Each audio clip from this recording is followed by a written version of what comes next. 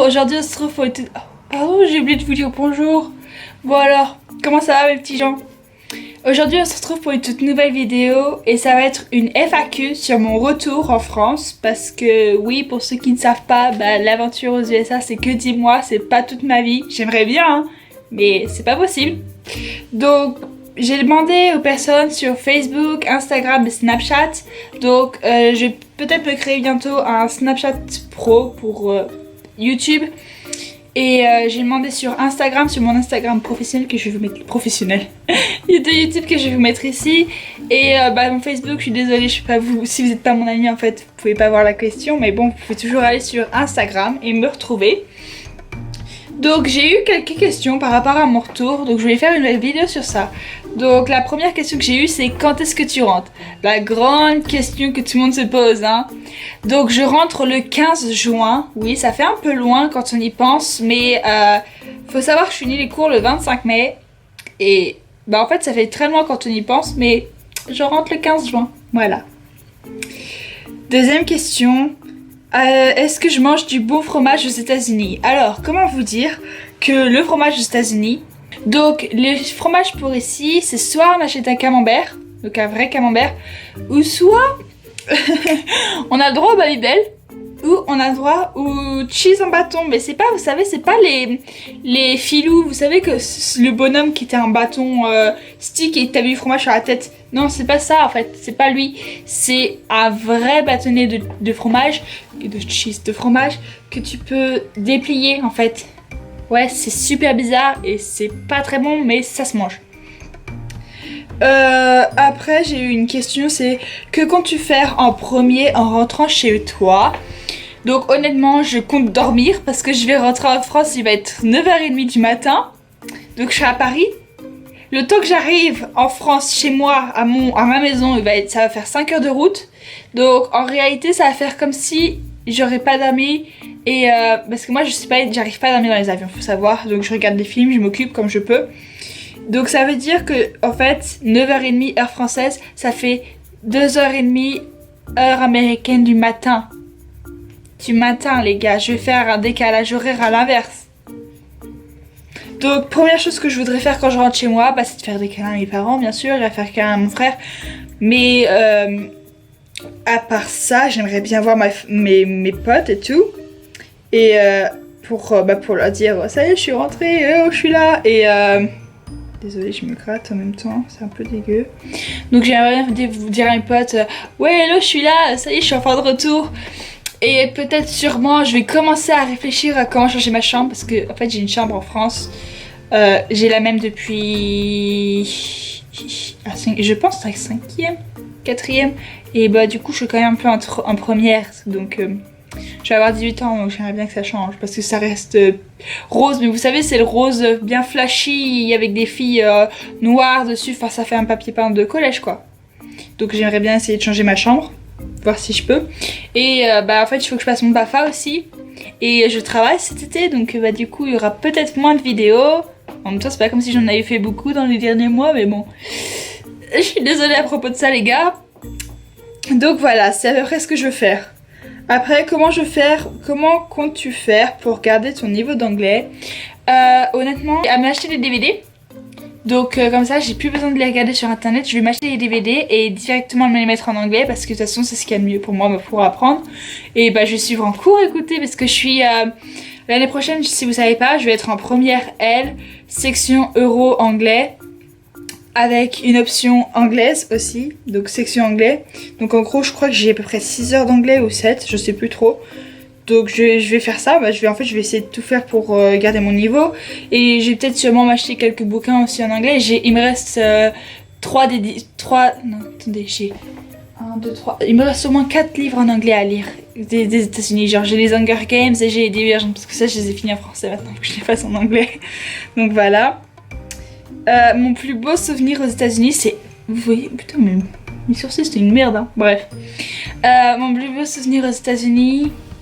Ce serait... J'ai énormément de souvenirs, genre... Je vous mettrai les vlogs parce que ça c'est pas encore fait.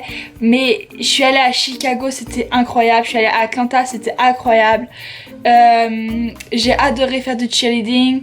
Et mes moments passés avec mes amies ici, c'était juste génial. Elles sont géniales et je regrette pas d'un côté d'avoir pas changé de famille d'accueil plus tôt, mais je me dis si j'aurais été dans la famille où je suis maintenant dès le début, je pense que ça aurait été tellement mieux en fait parce que j'aurais pas vécu la petite mauvaise expérience à côté. Mais d'un autre côté, je me dis c'est ce qu'il fallait pour que j'ai le déclic de oui, il faut que je change et oui, ça, mon cerveau a aussi changé à cause de cette petite expérience qui n'a pas été que du bien. Mais c'est la vie en fait. Vous savez, vous avez des hauts et des bas dans la vie.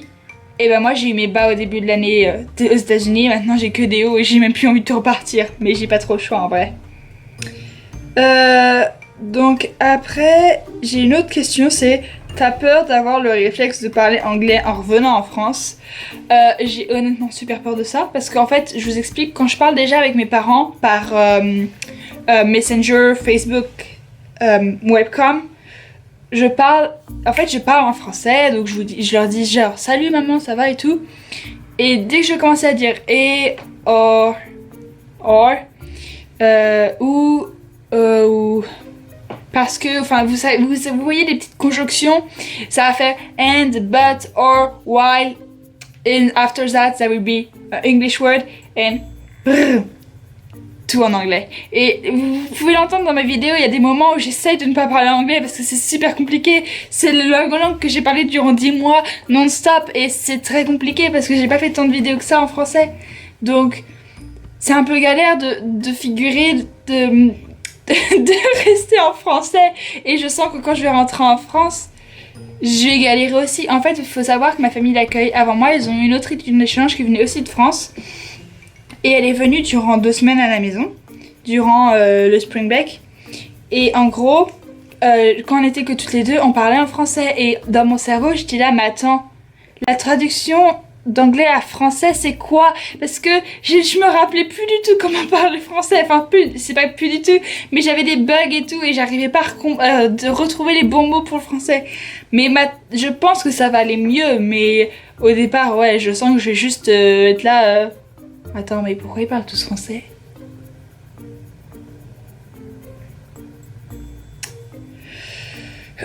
Après j'ai eu la même question, comment penses-tu gérer le retour au français? Bah honnêtement je vais essayer de demander à mes proches de parler un peu doucement quand même au début parce que si ma mère elle arrive elle est oh ma chérie je t'ai manqué